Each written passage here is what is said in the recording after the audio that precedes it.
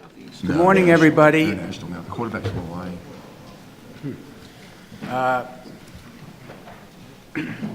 And thanks for being here so early on a beautiful Saturday morning in New York.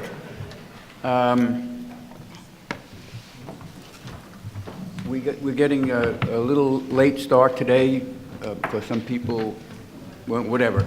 We're getting a little late start today, so we'll probably go over about 10 or 15 minutes at the end of the day, but we'll still be finished in plenty of time for everyone to get out for lunch and do whatever they're planning to do.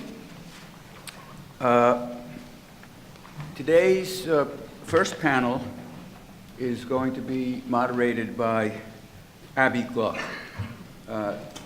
Abby is the faculty director at the Solomon Center for Health Law and Policy at Yale, which is one of the co-sponsors of this event. And thank you, Abby, for all your hard work putting not just this panel together, but helping us plan the whole event. Abby was graduated from the Yale Law School and clerked for Justice Ruth Bader Ginsburg. She is widely published on politics and civil procedure, including articles in all of the major law reviews in the country. And, but in particular note, I want to mention that she is about as good as anybody that I know to moderate this panel because she has worked in state and local government on and off throughout her career, including, I mean, you can just go on her website, the website at Yale, and see all the various things she's done. But so I'm just going to mention that she worked in the New York City Corporation Counsel's office, in the Office of Legal Counsel, and also was a senior advisor to the New Jersey Attorney General, and many, many other things that she did in local government. But Abby, I'll turn the mic over to you. Okay, so thank you, Peter. So Peter violated our rules, as much as I love him, of this long introduction. So now I can't do the same courtesy to my panelists because I was instructed to refer you to the very long biographies in the program. But let me just say that we have a really extraordinary panel. I'm going to give you the short version of their biography and refer you to longer versions. But first of all, let me just say that, as Judith said yesterday, it's really been a pleasure working with the folks at NYU. We don't have as strong of a civil procedure gang at Yale, and it's really nice to be with these like-minded folks. So we really appreciate it. So thank you to Sam and Peter and Roy and Arthur and David Ziffert. Troy, I think I said Roy just now, Troy. And it's early. And also I want to thank you guys for the amazing turnout. So our panel is absolutely extraordinary, as you can see. I'm just going to give the short version of the bios. Immediately to my left is Natalie Ludaway. She's the Chief Deputy Attorney General from the Washington, D.C. Attorney General's office. She's so important that during dinner last night, she was called by, I think, the mayor of Washington to take a call and deal with a crisis. So the fact that she's even with us today is amazing. To her left, right there is David Nachman. David Nachman is the Senior Enforcement Counsel for the New York Attorney General's office. He has a huge amount of experience on MDLs, including working on the Volkswagen MDL, but also working right now on the opioid MDL. Both of them are working on the opioid MDL, and there's only so much that they can say about it because it's an ongoing investigation, but they're really involved. And so we have people who are right in the mix here, which is really special. Then to their left is Senator Luther Strange, who came to us in the middle of the massive storm, somehow managed to get here from Alabama. The senator was the Attorney General of Alabama. He was deeply involved in the BP MDL. And he, of course, was a United States Senator until just a short while ago, and I'm sure we'll be seeing lots more of him in all sorts of venues for years and years to come. And then finally, to my left, far left, is Jim Tierney. who has very interesting ways to describe Jim Tierney as relevant here. He's the former Attorney General of Maine. He also ran and founded for many years a very successful Columbia Law School AG program. When I was on the faculty there, he enriched the curriculum enormously by bringing the academic study of AGs into the law school environment, and now Harvard is lucky enough to have him doing that, and he'll be visiting at Yale this spring, so we'll get a piece of the action. I describe Jim to other people as someone who once was an AG, but now views his role as being the liaison between all AGs and the rest of the world. And so that's sort of the role that Jim's gonna play for us today. So let's get going. His panel format is going to be a little different. We're going to have some opening remarks, and then we're going to have some questions I'm going to pose to them to talk about amongst themselves to try to elucidate some of the themes that we've talked about over the last day. What we're going to start with is when we were planning this panel, we heard a lot of things like, there's nothing special about AGs and MDLs. Why do we need a panel on them? Then we heard another thing that said, people said, AGs don't do MDLs. Other people said, AGs do a lot of MDLs. So we're going to start with that. So Natalie is going to talk to us about how AGs like to work together, i.e. not in MDLs often, and talk about the ways in which AGs do national litigation. Then we're going to go to David Nachman, who's going to come in and say, well, sometimes AGs do MDLs, and he's going to talk about his experience in that regard. And then Senator's going to talk about the very interesting state-federal dynamics in BP by way of sort of helping us understand the way AGs are interacting in this context. And then Jim Tierney is going to tell us everything we don't really understand about AGs to really have a smart conversation. And then we'll take it into Q&A. So with that, let me turn it over to Natalie. All right, so good morning, everyone. And just to say that I bring greetings to you from Washington, D.C., and Attorney General Racine, and it's a pleasure to be here. So I have to say, when I first received the communication inviting me to be on this panel involving MDLs, I read it, and I said, I wonder if they really meant to send this to me. And I read it again, closed it out, and dealt with an email. Next morning, came in, reread it, thought, okay, I'll have a fresh mind, and scrolled all the way down and said, okay, I'll come and accept the invitation. And then when we had our call for this, then I thought, okay, I really do have a role here. So obviously, as you've heard, my first reaction was, all right, we in the AG community, we don't really do MDLs. And I'm not sure we want to be in MDLs, and I'm not sure that MDLs serve our purposes.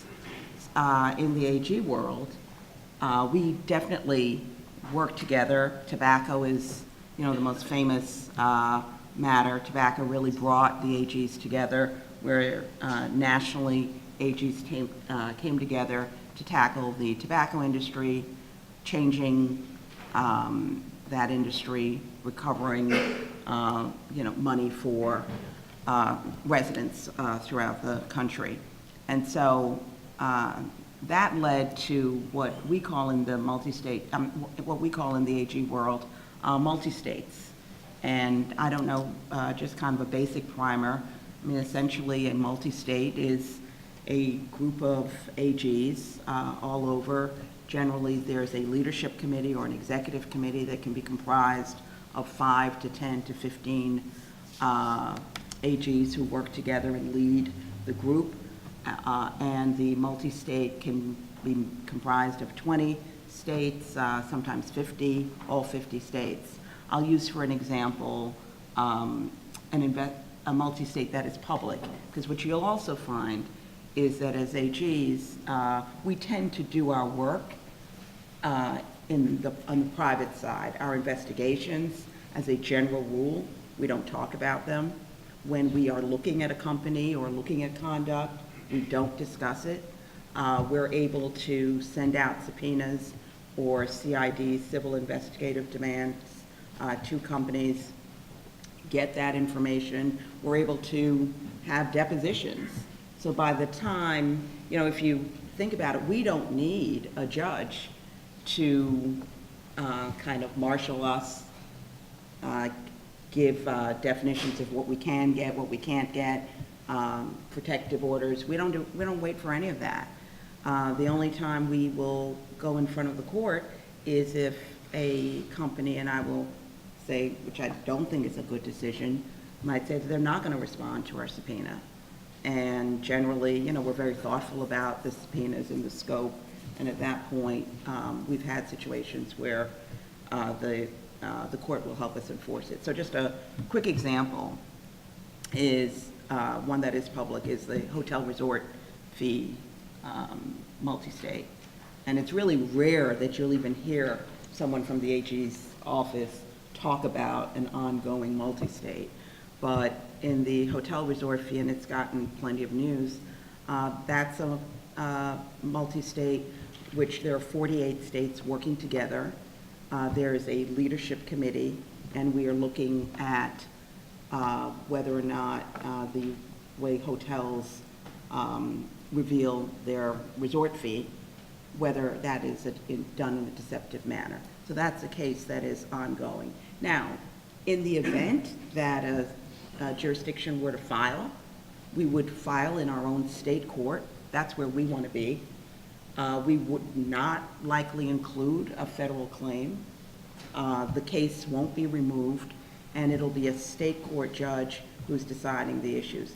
And importantly, while, yes, multi-states were looking for penalties, what we're looking for is to change conduct. So, and I'll wrap up quickly, is that for MDLs, you've got plaintiffs' lawyers looking at class actions, very much being driven by financial recovery, whereas for attorney generals, financial recovery is in the back, and it's in the back for restitution. Attorney generals are elected, they serve their residents, and we're looking to change conduct. What you have are residents who are saying, okay, what are you going to do right now to stop what's going on? So there's more that I can say, but I think I'm at my time, and during the Q&A period, hopefully I can say more. Great, thanks. David. Good morning. This is very nice that NYU and Yale came together. I'm an alum of this school where I came here. This is MDL at 50. This is 40 for me in this room. And I have family connections at the Yale Law School, so it's very nice to have them both collaborating with this. My wife is a graduate of Yale, and she holds that over me all the time. So I want to talk a little bit about the Volkswagen experience because it picks up on what Natalie was saying and sort of segues directly into how states, as Natalie suggested, are not exactly fans of the MDL process for a number of reasons that we will talk about, but also are inevitably mindful of cases in the MDL and are compelled actually to serve their own interests to interact very vigorously with the MDL process. And VW, I think, is a good example of that, which in many ways is a precursor to what we're not here to talk about today, but which is very much on all of your minds, which is the opioids litigation. It was the VW scandal, obviously, nationwide, indeed global in scope. It involved a set of overlapping legal and policy concerns. There was the consumer protection aspect of it. Buyers had been deceived. There was the environmental protection aspect of it. The excessive amounts of harmful nitrogen oxides were very much at issue in the case. And perhaps most pointedly for the attorneys general and for the states, it was a direct affront on the legal authority of both the federal government and each of the state governments in the nation when you had this deliberate conduct, which was, you know, an open flouting of our regulatory regimes. And it was a little bit different here because you had two differently situated groups of states. Everybody had an interest in consumer protection, but there are the so-called Section 177 states, some 12 of them, which have adopted the California environmental regulations and therefore are not preempted with respect to the enforcement of environmental standards with respect to mobile source emissions, which is the category that applies to vehicles. So the states had a very strong interest in the outcome of, in the appropriate outcome of this case. As Natalie said, we have a very strong interest in deterrence and reforming corporate behavior. To some extent, that was obviously not a unique state interest. The federal government, most notably, had the same interest, and there was indeed a criminal investigation which resulted in a monitor and all of those nice deferred prosecution type, although it wasn't technically ultimately a deferred prosecution that Volkswagen consented to. But we had an interest that consumers be made whole. And in that respect, that was obviously an interest shared by the plaintiff steering committee of the private attorneys who brought class actions around the country almost immediately, and which quickly got consolidated before Judge Breyer in the Northern District of California. We also had an interest that the cars be appropriately be fixed, and so that the high-emitting, polluting cars be taken off the road or recalibrated and fixed so that this continuing source of pollution, air pollution, would be remedied. And we also had an interest to vindicate state laws with the imposition of penalties that serve as a deterrent, both, excuse me, under what's known as our UDAP laws, our unfair, deceptive acts and practices laws that are more or less uniform around the country. It's one of the unusual, there are state-by-state differences with respect to reliance and materiality and the amount of penalties, but on the whole, the UDAP structure is uniform around the country, and it may be the singular example of that. But there also is was the availability of penalties under at least the Section 177 states' environmental laws. So quickly there was an MDL formed, as I mentioned. We had our investigation going. For the reasons that Natalie suggested, we weren't rushing into court. It wasn't the kind of case. The timing considerations, and we'll talk about this later, vary as between the states and the private bar. We may need to come in for an preliminary injunctive relief much sooner. More typically, we will lag behind or take measured steps to investigate because we have this enormous investigative capability that most litigants or potential litigants don't have. We have subpoenas and CIDs. One of the wonderful things coming to work for the government is the availability of subpoenas. It's a wonderful thing. And a very useful thing, actually, for determining what actually happened.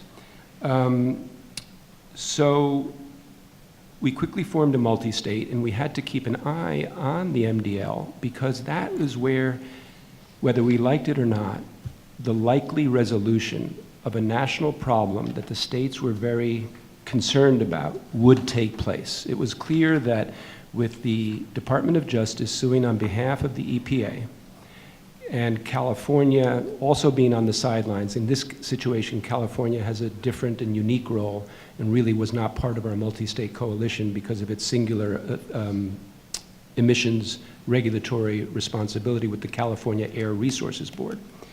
But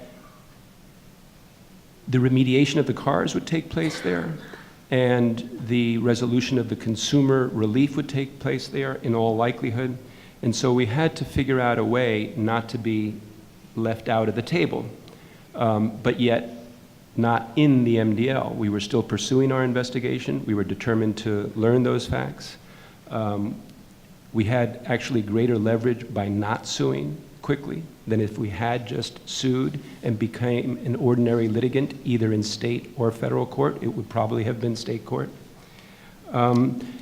Thankfully, the modern structure of the MDL gave us a vehicle to be both in and out. It is, I think, perhaps it's a common, perhaps universal feature of MDLs that there's quickly the appointment of some kind of special master or a suite of special masters to assist the court in its processes, and one of them is a settlement master. I think everybody had the good fortune in the VW matter, to have Director Mueller, who now has some other responsibilities, designated as the settlement master, or the mediator. And he was, and so we wrote to Judge Breyer on behalf of the multi-state and said, we are not submitting to your jurisdiction. And there were some states that wanted that point like in bold letters. We are not submitting to your jurisdiction. But we understand that you've appointed a mediator, and we think it would be constructive and useful if the mediation process were to incorporate the states in a very direct and explicit formal way. And we then proceeded to do just that. So we were continuing our investigation. We were able to keep abreast of most, although not necessarily all, of the back and forth in the process that included the federal government, California, and the Plaintiff Steering Committee. And we were able to, through that process and through that vehicle, really accomplish a number of worthwhile objectives. We did reach a settlement of the nationwide UDAP claims. There were a couple of states, New Jersey, New Mexico, and a few others that had sued in their own state court. And they ultimately got resolved later. But most of us held back, and we reached a settlement in the MDL process that included injunctive relief. It mirrored the consumer monetary relief that the Plaintiff Steering Committee was able to obtain, and it also provided for substantial, both UDAP and ultimately environmental penalties to the smaller number of states who have that relief. So I'll just end it there to say that the MDL process for cases that involve, that are of a nationwide scope, that involve, as they increasingly do, matters of great concern to the states, be it in the environmental, consumer, antitrust, and other areas. It's increasingly, I think, impossible for states to ignore the MDL, but they still remain, on the whole, reluctant to jump in for the reasons that have been alluded to. So the muscle flexing that I promised yesterday has occurred, let the record reflect. And so the other thing I would just say before we go to Luther is these guys are not going to comment on the opioid MDL, but I think that I can. So they don't have to confirm or deny, but I would say that I would posit that the same story is happening in the opioid MDL, because it's well known that the AGs were investigating these companies before the MDL took on the force that it has, and now suddenly they're in the mix. So let your imagination play that scenario out while we hear from the senator. Yeah, Abby, that's a good point, and a good lead into mine. Thanks again for the hospitality and to be with old friends and some new friends as well. It's a great opportunity to be here. It's wonderful, and I love talking about this case and what Abby just mentioned.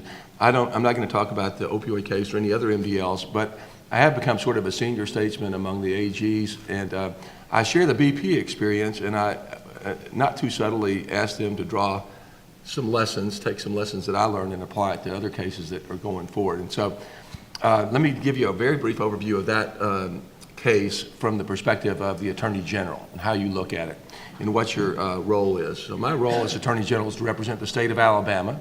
That disaster, the Deepwater Horizon disaster, killed 11 people, we shouldn't forget, but also spilled millions of gallons of oil in the Gulf of Mexico over several months. Devastated the economy, created tremendous problems for Texas, Mississippi, Alabama, and Florida, and Louisiana, not to leave out Louisiana. So the 5 coastal states. So you had 5 attorneys general representing their state's interest. You had thousands of individual plaintiffs, individuals and businesses and companies. You had ultimately really one defendant who was on the hook to indemnify or otherwise be responsible for the case, which was kind of good, but there were 8 or 9 defendants ultimately, starting out in the case. And you had the federal government in the Department of Justice. So imagine how do you get, and not being familiar with it, the MDL process, I looked at it and said, how in the world do you get your hands around a case like that? Looking at from my objective to get justice for the Gulf of Mexico environmentally, to the terrible damage done to our beautiful beaches, and to the economic havoc caused on the state. So imagine the lost tax revenue, for example, and that sort of thing. So we were very fortunate that when I came in as the Attorney General, we already had an MDL formed, and the judge in the case, Carl Barbier in the Eastern District of Louisiana, was the perfect judge for the job, and his magistrate judge, Sally Shushin, no nonsense, very well organized. And there was a little bit of a luck for me that the case was consolidated in New Orleans. I had gone to Tulane University for undergraduate and law school. I knew a lot of members of the bar there. I knew some of the federal judges there. And so I hit it off with Judge Barbier, and for better or for worse, he named me the coordinating counsel for the Gulf Coast states. As you know, in the MDL, you don't have 1,000 lawyers trying 1,000 cases. We had 2 plaintiff steering committee representatives of the full 17-member committee. We had 1 representative for the U.S. government, who I cozied up to very closely. I represented the states, and you had 1 lawyer from every one of the defendants. So it was a small group. You could get it around the conference table in the judges' chambers. And he made it very clear we're going to seek to move quickly on this. And I won't go into all the details and the mechanics. I would rather go back to thinking about how I approached this case and what was in it for me and the dynamics that we faced. The first decision I had to make was what role did Alabama want to play? Did we want to be aggressively involved in the case to try and get a quick resolution, or did we want to sit back and see how it played out, file a case in state court, let this play out? And in the back of our minds, in my mind anyway, was always the poster child for this kind of disaster, the Exxon Valdez case. 30 years or however many years it went by, and however many appeals, and however long it took to get justice and relief for the victims was not appealing at all. So my goal was to move as quickly as possible and to get as much money and relief for our citizens as I could. So I made a unique decision, and this is something that I counsel my AG friends about. It has to do with the dynamics of the case and where you're coming from. I made the decision not to retain outside counsel. That's a debate that goes on, and lots of states decide they think it's a good idea, and you can understand why. You know, they don't have all the resources and the team and the discovery and so forth. In this particular case, it might have been lucky that one of the plaintiff steering committee members and I had been in the same study group in law school, and I called him up and I said, I mean, I knew he was the one guy I could trust. You know, I knew that, and I said, you know, let's try something different. And we kind of came up with a plan. And I don't know if this has been done in any other case, but we created a joint prosecution agreement with the plaintiff steering committee. And we said, look, we're not going to recreate the wheel. You want to have the state involved in the case, it helps your case. We have common interest. We have common discovery incentives. We have common, in terms of the mechanics of the case, we're going to be sitting at the same table. Why don't we work together? You're going to put together a priceless war room. You're going to have a team that's going to take depositions and do millions of documents were involved. Why would the state of Alabama want to go to the trouble of doing that, even if we could? Why can't we work together with you? So then it comes down to the practical question of fees. Who's going to pay for all this? And we said in this agreement, look, we recognize that you're going to do work that we're going to take advantage of. We're going to do work that you're going to take advantage of because it's helpful for you to have a state sovereign on your side of the team taking depositions along with you. And I took depositions of the CEO of BP and others. That was all part of the joint prosecution of the case. I just said, I want to be out of the room when you decide to carve up the attorney's fees. At that point, I want to be gone, long gone back to Alabama. And I was. But at the end of the day, we got a big settlement. It was just for our citizens in terms of the environment, in terms of money. And because we didn't have a 14% contingency fee to pay, we saved $140 million for our citizens in attorney's fees. The plaintiff lawyers were able to petition the court and be compensated for their work, and we didn't oppose that up to a negotiated agreement because it was to our benefit. And we actually applied for fees of our own and got a recovery of $10 million that helped pay for the operations of our office. So there's those factors, you know, but overall, we were able to join forces with the U.S. government, with the other states, with the private individual plaintiffs, and by working together, I think we got the best possible result because we had the strength of the federal government. It always has a massive hammer. You imagine in that case, they could shut down the entire Gulf of Mexico for drilling. They had a lot of leverage. And then we wanted to make sure that the settlement covered our citizens, even though I didn't represent our individual citizens. I wanted to make sure they were covered, and I think we were able to do that, even though, and it was all part of a package settlement.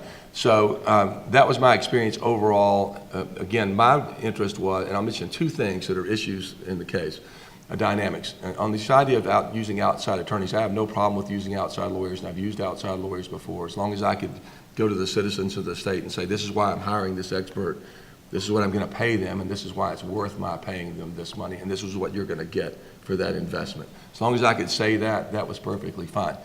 But as an attorney general, you have to realize that your outside counsel may not have the same interest that you have. I mean, you know, in a corporate MDL where it's all money, it's really just money we're talking about, moving around, that's one thing. And the state may not have a financial motivation that a outside attorney might have. You just have to be cognizant of that different motivation in terms, when you get into settlements, what are you trying to get and where's the money going to go? That's just a real world factor that you have to consider. And you can go back and look at cases like tobacco and others and you ask yourself, where did the money go? Where did the public health benefit go? And think about that. And scholars have studied that, and that's an important thing. One issue, and I'll finish with this, turn it over to my friend Jim.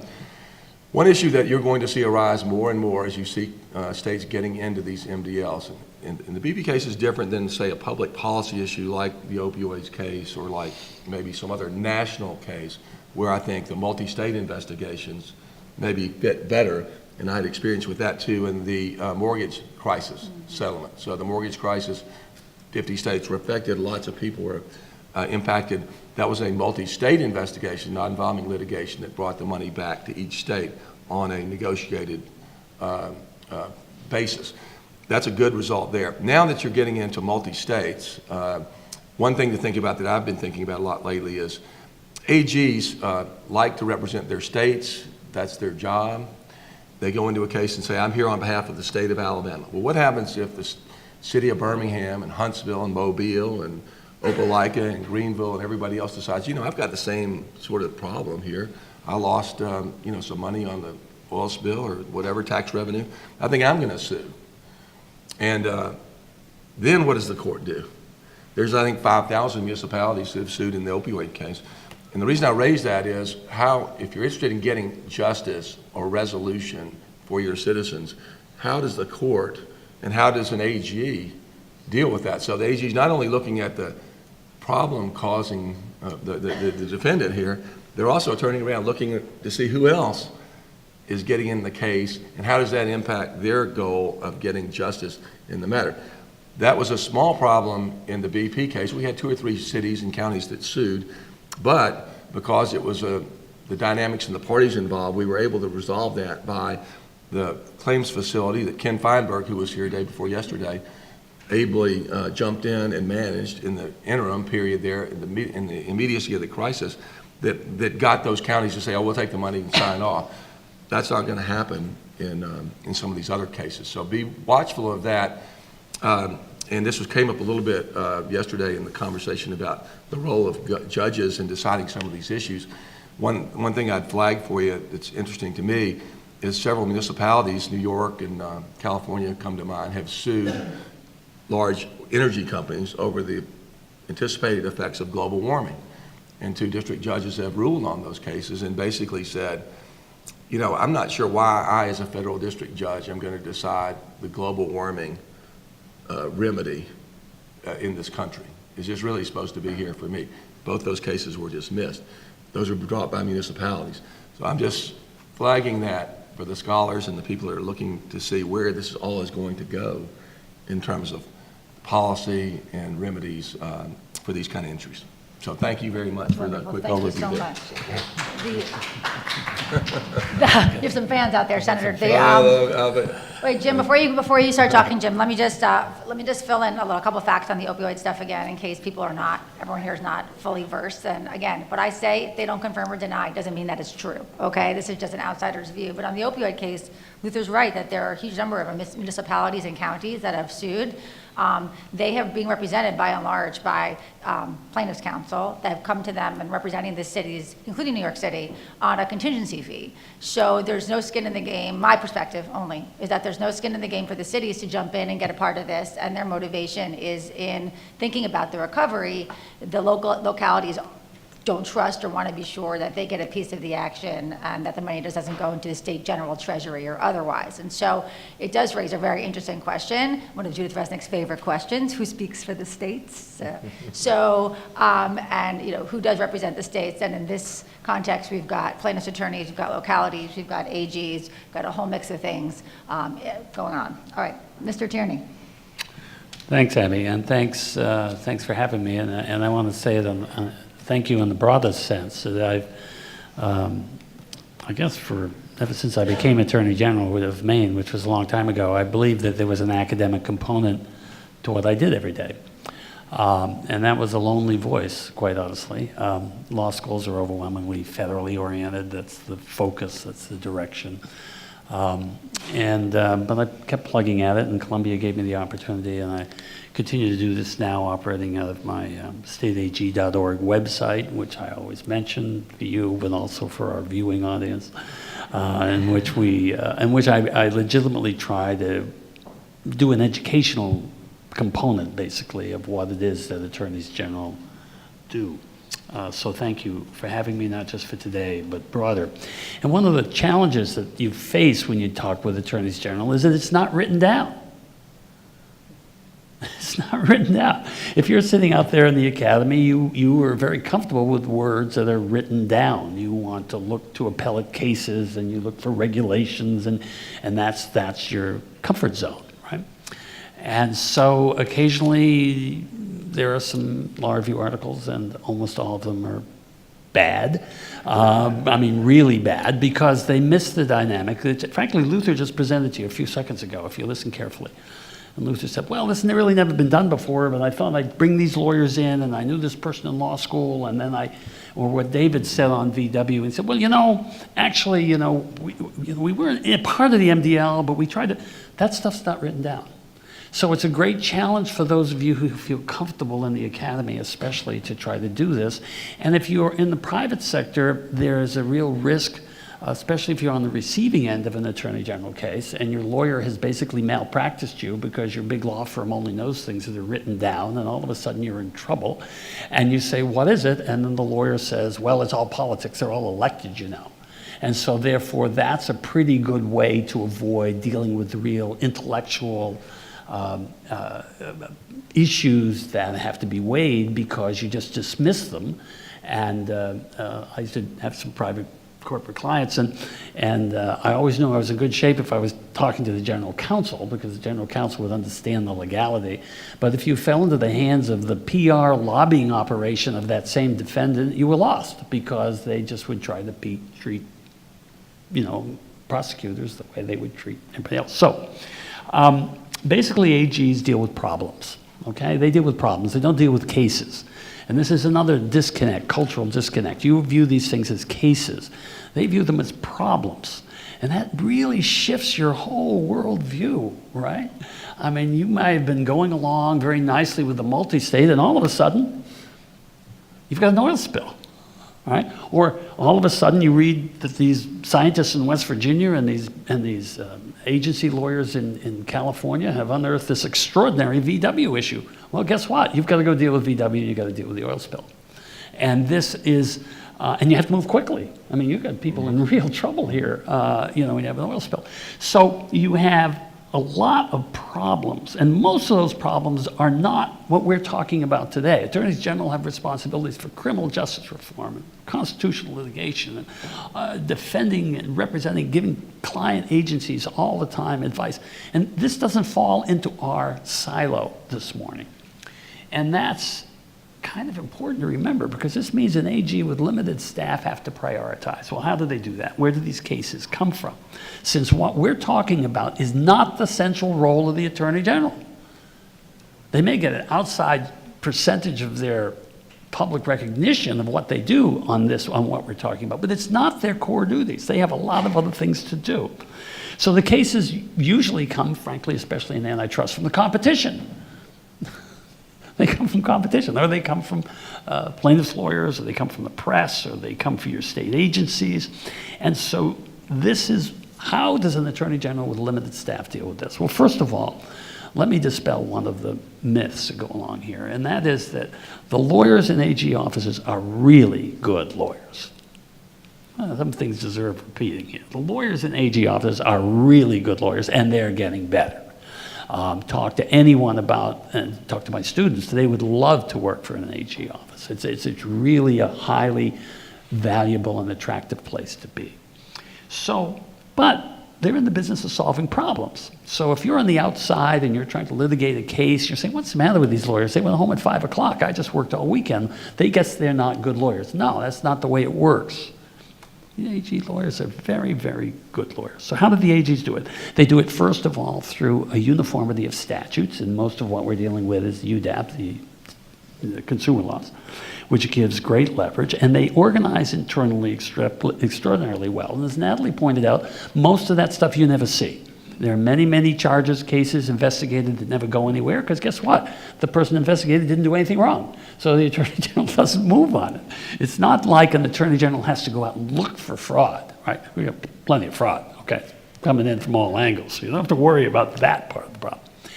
I'm going to cut myself off here, but I want to focus one particular issue, and that is the time issue. The time issue. And David, but especially Luther, referred to this. You know, AGs could say, you know, if I spend another 2 years in this case, I could have a better consent decree. I could get more money. I could do all kinds of things. I'm as good a lawyer as the guys on the other side. But we got a problem. People having their houses foreclosed. We've got people dying of drug abuse. We've got oil washing up on our shores. We've got polluted cars driving around the street. These are public policy issues which are reflected in the statutes. And so from a timing perspective, AGs use their leverage oftentimes to move a case quicker and faster than you would see in the normal MDL litigation process. Thank you, Jim. Oh, sorry. That's it. I'm happy to answer any questions. But that was my major thrust of the cultural difference between the two. So these were terrific, and hopefully set the stage, and hopefully now there's no more ambiguity about the fact that the AGs have a different perspective on this whole subject matter. I thought what I would do is try to pick apart a few of the things that you all talked about to give you a chance to respond to each other and tell us a little bit more. So I think let's start with the question of coordination with the MDL. And I want to combine two ideas that we had all talked about previously, one being the investigation. So what happens if you already have an investigation ongoing? You've done your investigation, and then you get sort of pulled in to the MDL. How does it work on the discovery front? And then the second question is just more generally, just interacting with lead counsel on the MDL. How does that work for the AGs? What are are there any more challenges you all want to talk about beyond what's already been talked about? And I would invite you all to respond. We can go back down the line. So Natalie, yeah.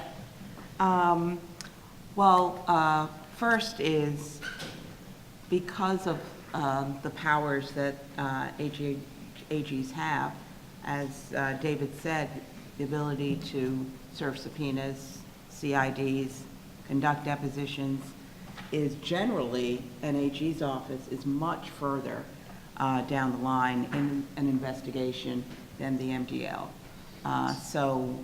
Oftentimes, you know, the MDL may start off by getting a scheduling order talking about discovery commencing, whereas the AGs could have spent 2 years before that MDL even starts.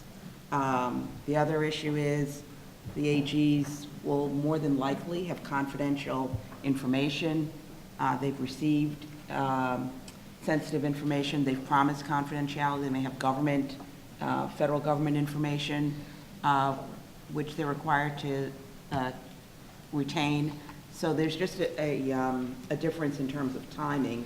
And in many ways, the MDL, from a discovery standpoint, can slow down the AGs. You know, and then, and I'm going to kick it over to David, but there's also the issue of control.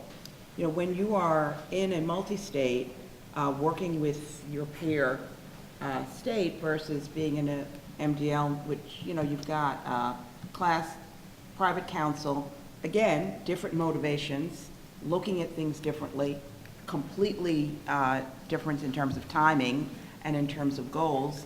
I mean, AGs are interested, again, in solving the problems, injunctive relief, and it's difficult for defense counsel to understand this, but AGs are not motivated by money. I mean, it isn't a matter of looking at the most money that can come into the Treasury just for the sake of money. It's for deterrence, and it's for restitution. So completely different goals that are going on.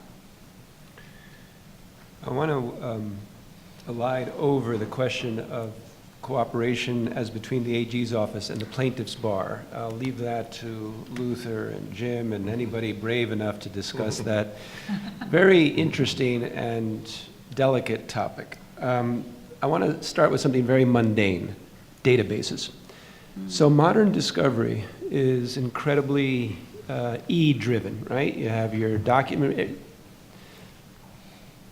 depositories, Everlaw, relativity, whatever it is. These have a boring but enormous significance.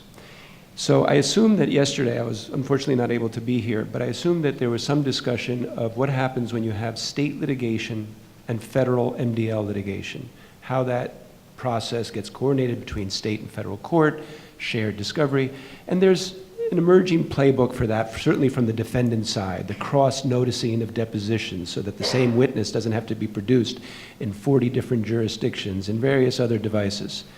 But when the states are still in their investigatory mode, it becomes very complicated because we are not going to willingly subject our investigation to a compelled coordination with the MDL. But on the flip side, there are vast amounts of discovery that are moving forward, sometimes at a very rapid clip, with modern technology into these databases of documents. And we have a keen interest in making sure that we see everything that's being produced in the MDL. So it can get very boring and very tedious, but you have to sort through issues of protective orders and different levels of confidentiality, as Natalie alluded to earlier. We're not in the habit of entering into protective orders. We don't really, you have your protections under your public officer law of your information if it's truly trade secret and so on. But we generally don't enter into confidentiality agreements in the course of our investigations. On the other hand, the discovery that's produced in the MDL often will be subject. So how do you sort through those issues? The coordination is essential. It's increasingly essential to effective, vigorous investigations of a national scope where you have vast amounts of data that are relevant to the either litigation or investigation. And all I can tell you right now is that it's very complicated. Well, from the Attorney General's standpoint in analyzing this, it's pretty simple. You ask the first question, who's been injured? Has someone been harmed, deceived in a citizen that we represent, someone in my state? If so, who caused it? Do we know they caused it? Do we have to go find out and prove that they caused it, they were responsible for it? And then the next question is, what's the remedy? Do they owe us money? Is there something, behavior they need to change? How do we fix the problem? Somebody need to go to jail? Do we need to indict someone? All these questions. And then you come around to, in the MDL, moving it to the MDL, over to that stove over there, you say, well, what law is better? Is my state law better, or is the federal law better? The federal resources that they bring to the table better? Should we go in that direction? Should we stick with our state law? And then, if you've gone through all that calculation and you're in the MDL world, you say, well, who's already done it? Do I need to do it again? Because where this is headed is not 50 trials in 50 states. It's heading to a global MDL resolution. And from an AG standpoint, I really like the idea in the end of having an order from a court. If I settle the case, ultimately we settle the case, BP for example, I like having an order from the court saying, I have approved this, everyone's agreed to this, just like you're sentencing someone to prison. You understand what you're agreeing to. Is everybody happy with this? So forth and so on. And the reason I say that from an AG's perspective is politically, you have to go back to your citizens. In virtually every case, they will say, someone will say, well, you could have done a lot better than that. Surely you should have gotten 3 times that much money. I mean, we were much more damaged than that. Why didn't you do it? And if you have a court order that says, we went to trial, we went to settlement, the judge has said, this is the best deal, and I take it back, then that's important politically, and that's important for the justice system, frankly, as an AG. It's also important for the victims because the concern that a lot of AGs have on behalf of their victims is what happens to the money? If I just get a check from someone and I turn around and give it to the general fund of my state and they promise that they're going to take care of the victims, well, I haven't done the academic research on that, but if you wanted to look into where that money actually goes, that's a concern. I'd rather it go, in the mortgage case, to the people who were affected by mortgage fraud. And so I liked having the judge's order, and this was a multi-state, not an MDL, saying this will go to the to remedy these actions. And so I got to say where it went and how it was spent. And I knew it was going to victims. If that check had gone to the general fund, not so much. That's just the way, as you think through this, an attorney general might look at it. I agree with all of them. Okay, we'll move on. So, question, Sam wants to interject? Can we do one more? Can we do one more round here? We have a couple more things we want to cover for you all, but I'm glad that we're getting we'll make sure we have plenty of time for questions. I want to ask just 2 more questions. I want to talk quickly about remedies, okay? Luther, you had a big role in actually structuring the remedy in VP, so maybe you could talk a little bit about how the AG sort of gets so dirty, get their hands dirty in structuring the remedy, but also just wanted to ask you guys, if you're comfortable talking about it, do you think that defendants respond better to injunctions or to money? I mean, if the AGs are motivated by changing behavior, do you have any sense of what scares the defendants more? Or is it just sort of apples and oranges? So to think about the different kinds of remedies that might be possible. So I'll throw that out there. Luther, why don't you start while they mull this over? You want to start with the VP? Your role in Okay, VP? sure, yeah, no, it was, we had 2 things to worry about. One was the lost, again, just wearing the hat on behalf of the state, the lost revenue to the state because our economy was devastated. So that was our claim, that we had lost millions and millions and millions, billions in lost revenue, and it rippled throughout the economy. That was the one, so that was the financial aspect of it. The second aspect of it was taking care of the environment. And I'm happy to say, I should say this, the beaches have never been more beautiful. It's fantastic. It's thriving. You need to go to Gulf Shores and Orange Beach, Alabama. They're prettiest beaches in the world. Best seafood and all that. But so that was a big part of our deal. And then there were other components that we didn't have to worry about. So there are a lot of, as you know, environmental laws, statutes, and so forth that are national that impacted offshore pollution, and all that came in on the U.S. side, so we were partners with them, but it wasn't just our states concerned with that. But among the states, so you'll know, I mean, some states had different goals. So Louisiana, their damage was not so much economic. Their damage was environmental, probably 90%. I would say we were 50-50 in Alabama. They were probably 90%. All those beautiful bayou, their shoreline was devastated by oil. And I don't know how you put a price on that. You know, they lose miles of coastline every year. How do you fix that? It's a big, long-standing problem, but this was massively devastating to them. So that's where they wanted their money. Florida wanted almost 100% restitution for lost financial damages to their tourism industry. So different things, it all came out in the settlement in the end. One of the remedies points that I try to urge attorneys general to take into consideration is monitors. Long-standing monitors. I've been at it long enough to see problems keep coming back because the AGs will settle a case and then it'll just bounce right back without any particular memory as to what happened in the initial case. And so, but that requires taking money out of the settlement to pay for the monitor, right? So this is government at work. Your attorneys general are government, and so I urge them to make sure that they have really, I mean, not just an individual, but a real firm to really make sure that the money goes where it's supposed to go, when it's supposed to show up. And I think in some earlier multi-state cases, this was not done. That was a big mistake. We just, I'm of a mixed mind on the issue of monitors. I think the question of enforcement of injunctive decrees is tremendously important. It's maybe a dirty or an open secret that injunctions can sometimes be a cheap way for a defendant to settle a case. We'll agree to do this, that, the other thing, and they may be relying on the likelihood that the AG won't be the same AG in 2 years or 3 years, and that the requirements on paper effectively become a dead letter. So the monitor is an important advancement that I think is designed to try to address that issue.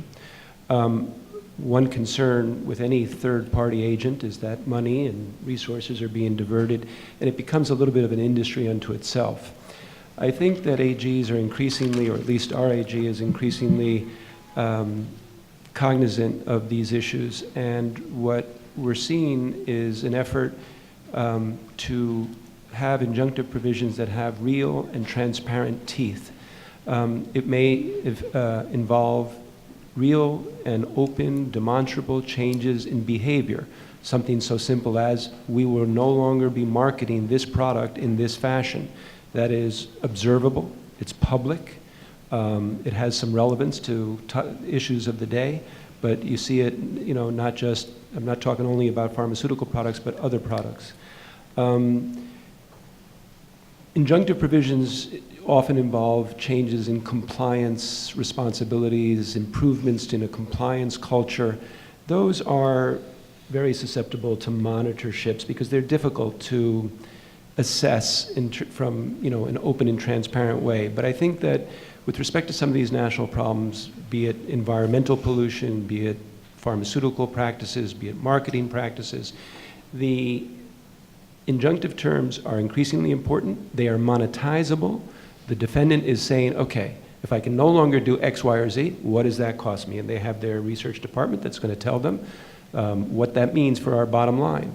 And so I just think that the old culture of just slapping together some injunctive terms so that you could put a nice ribbon around a settlement is less relevant to today's enforcement culture.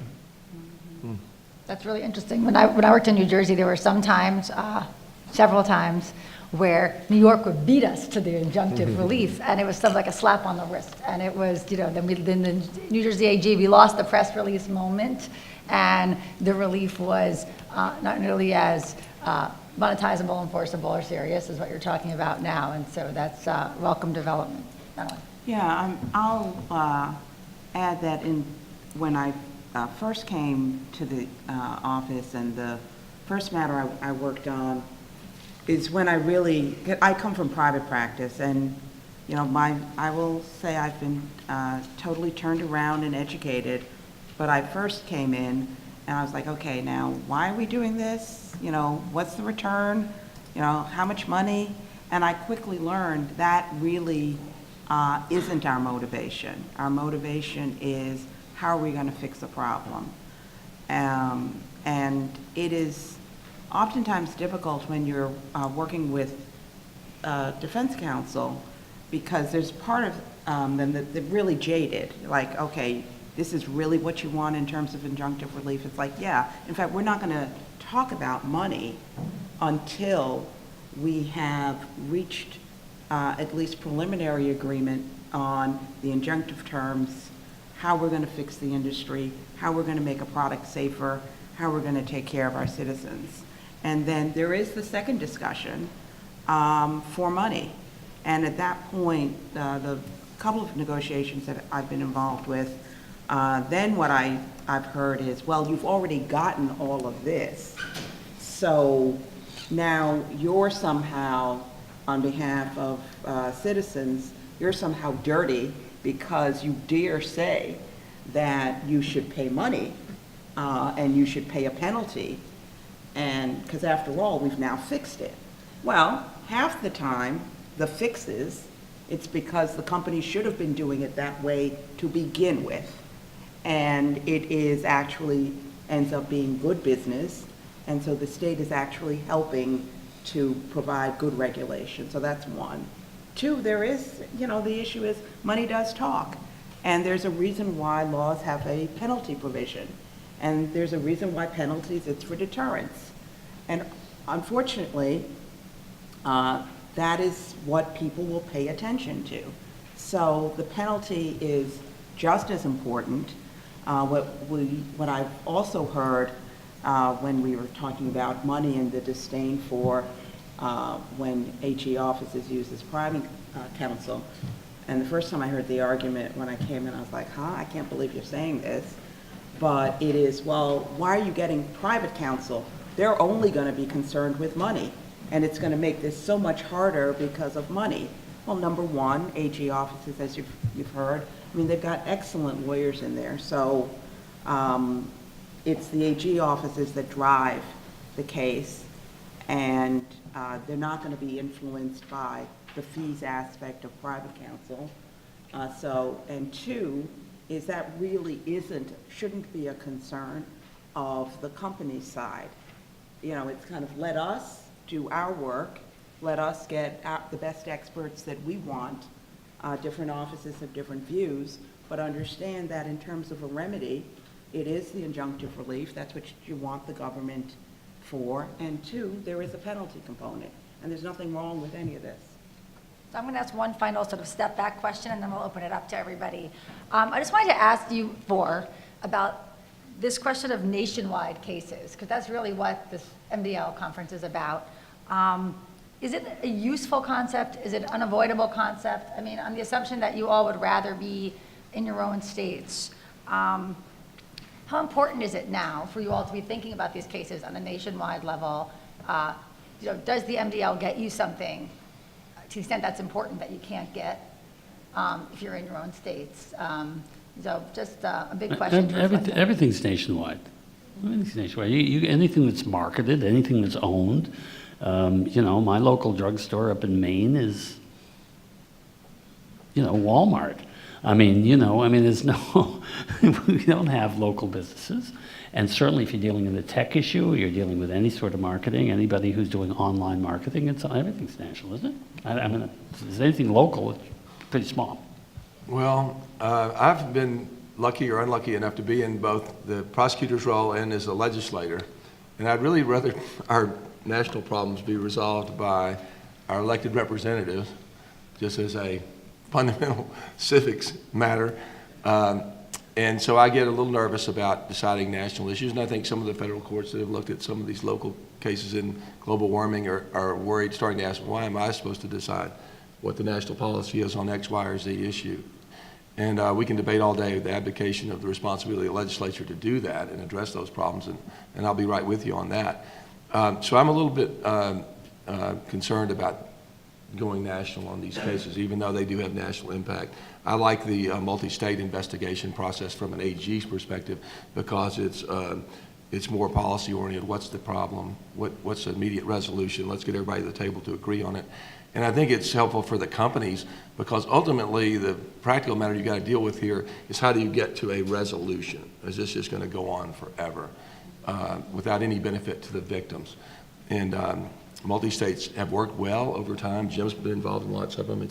It's been a successful model. So we'll just have to see how the MDLs play out. I'm still think the jury's out on that, although it was a great resolution for our case involving the Deepwater Horizon. That was the facts and everything just aligned really well for that. I want to agree with both Jim and the Senator. I think the problems that lend themselves to MDL, we live in a national economy. I would say that some of these cases are actually global cases, but we'll put aside the international dimension, but that is an increasing aspect of this too.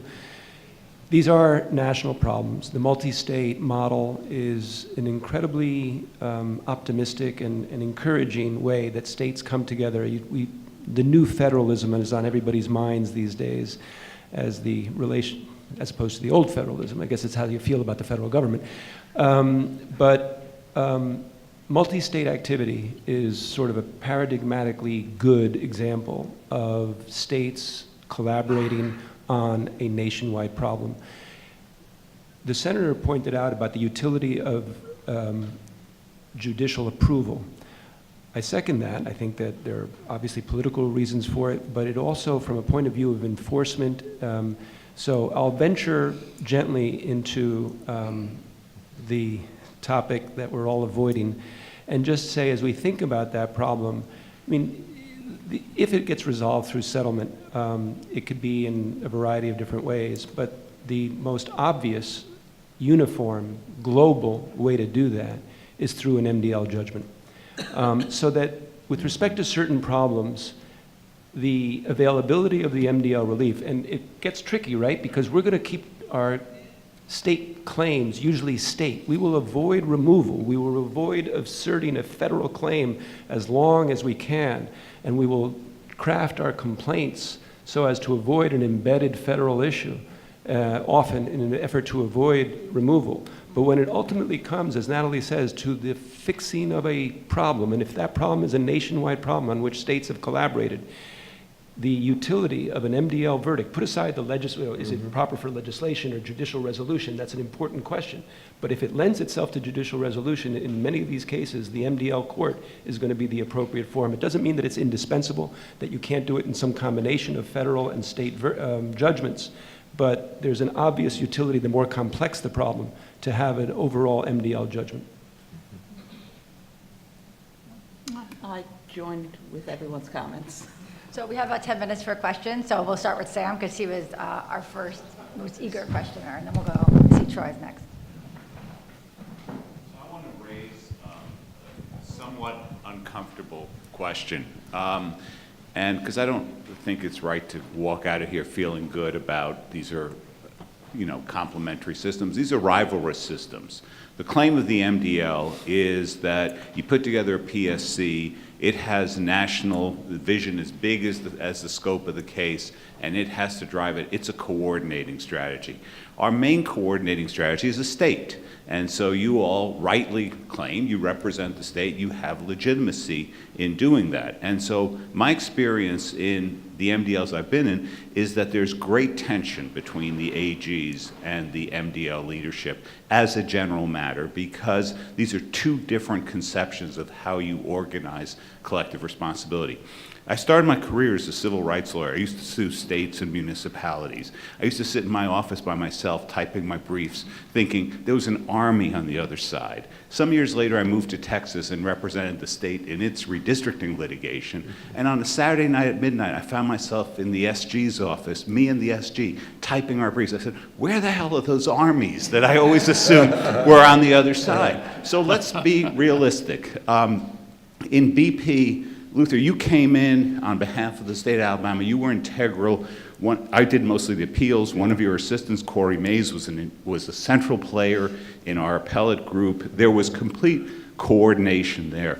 But there was another state that didn't come in, Louisiana, which drove up the costs, was difficult, and I think ultimately contributed nothing affirmative to the process, but maintained the integrity of representing the sovereign state of Louisiana. And you don't have to comment on it. Sam said that. I didn't say that for the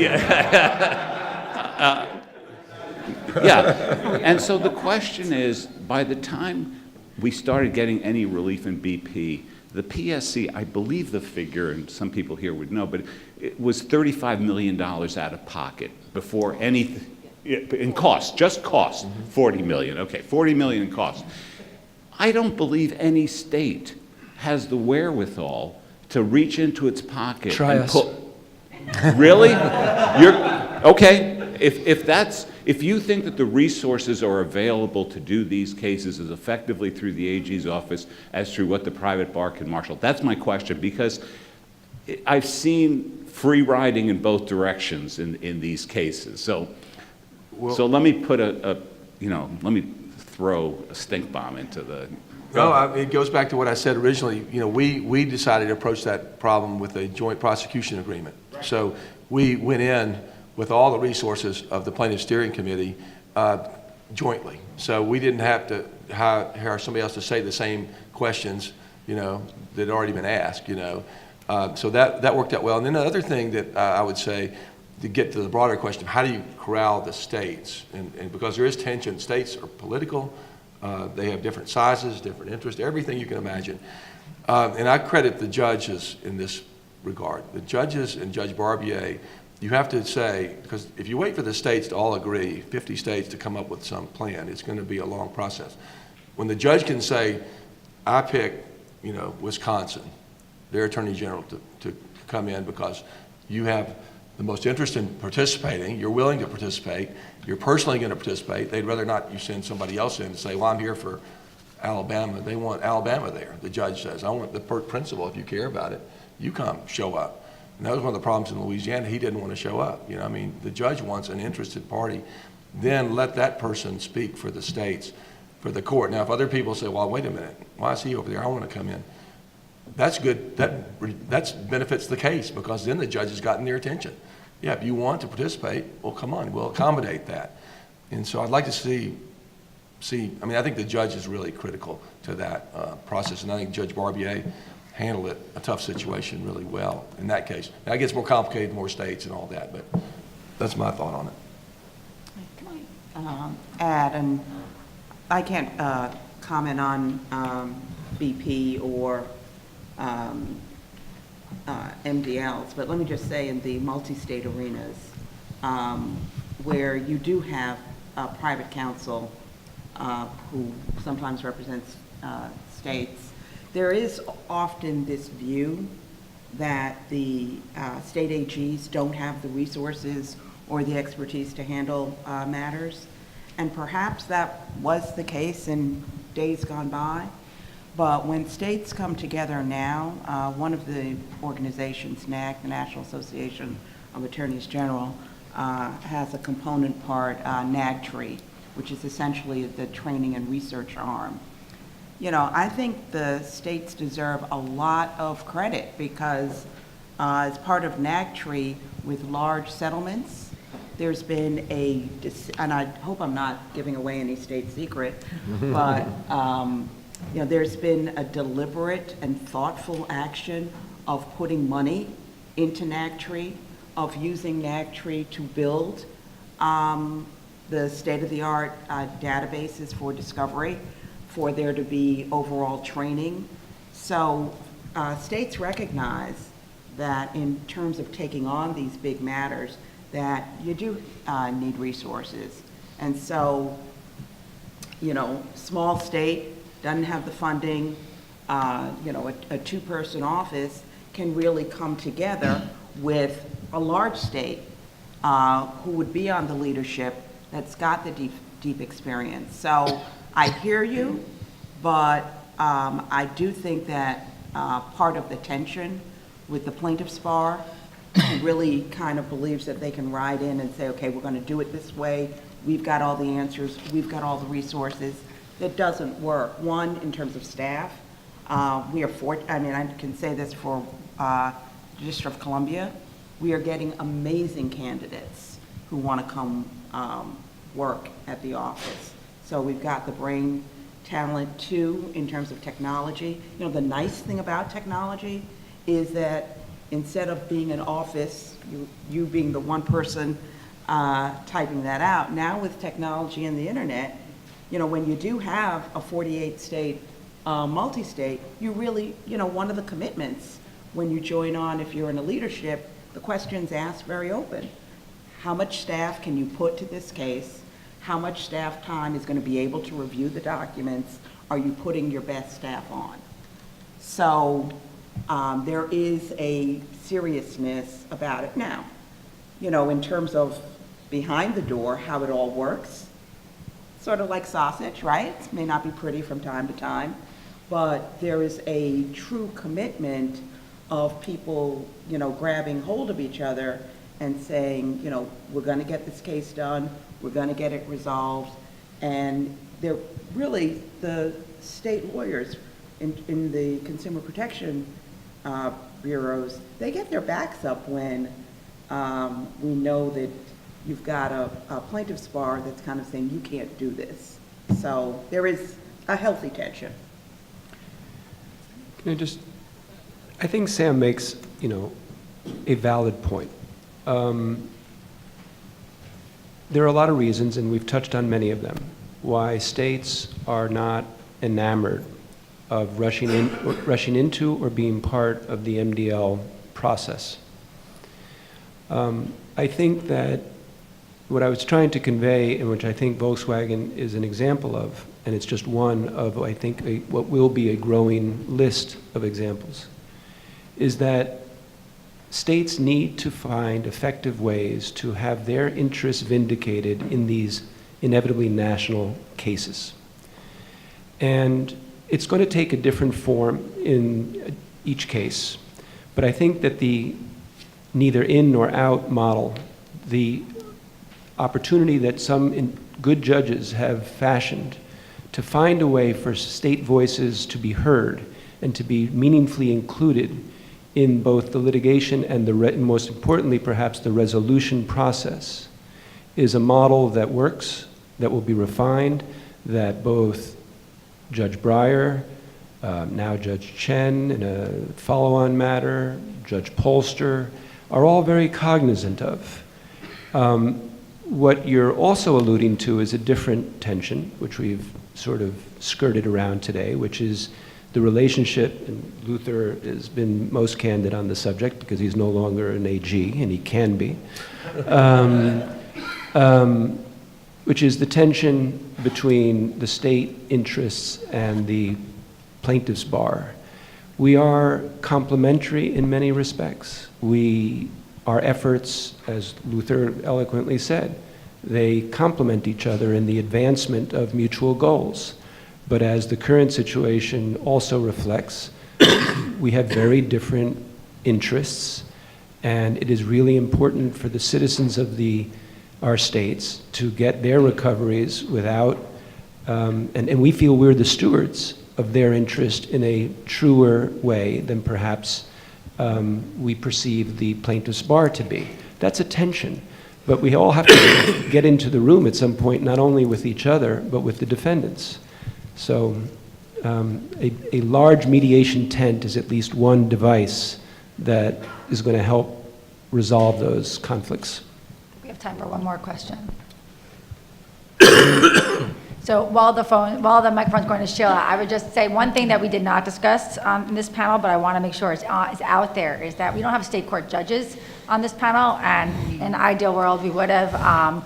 But I myself have interviewed a number of state court judges about MDLs, and they often feel quite bullied about having their cases taken away or being muscled around by the MDL judge. So it's just something I want to put out there because we don't have that voice represented. Sheila. Thanks.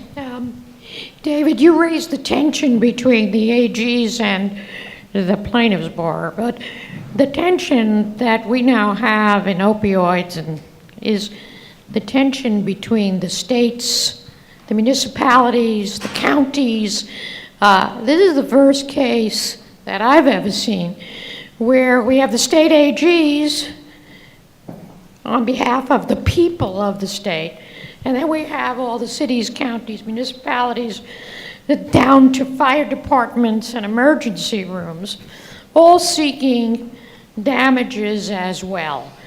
And my concern is this is going to be a model that's going to happen in lots and lots of cases, and it's very disturbing how this gets managed. I think it's hard enough to manage the plaintiff's bar and the AGs, but now you've superimposed on this a whole new regime that is more, in some people's opinion, including my own, it's double and triple recovery for the same thing unless it gets worked out. So I wonder if the panel, just generally, not talking about this, how can comment on that. I thank you for that observation. Jim or Luther, are either of you comfortable responding on that?